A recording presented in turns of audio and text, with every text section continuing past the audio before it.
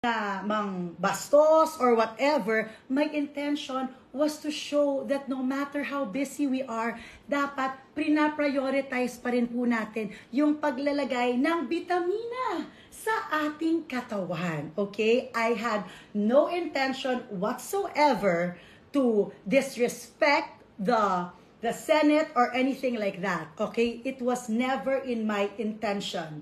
Tapos, so, andali.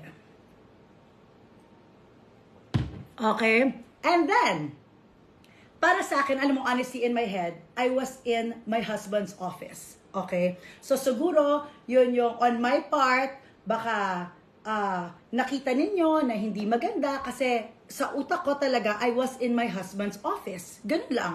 'Di ba? So, I felt na safe place yon because opisina po ng asawa ko. Yun ang aking iniisip, okay? Pero, nag-post ako, kasi nga, hindi ko naman inisipan po ng masama, wala naman po akong bad intention kahit konti.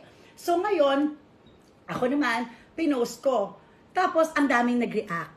So, to respect them, kasi nga parang, ay, oh my gosh, meron pala mga na-offend. Okay, sige, i-delete ko. So, I deleted that post, but I never ever said that I was taking gluten.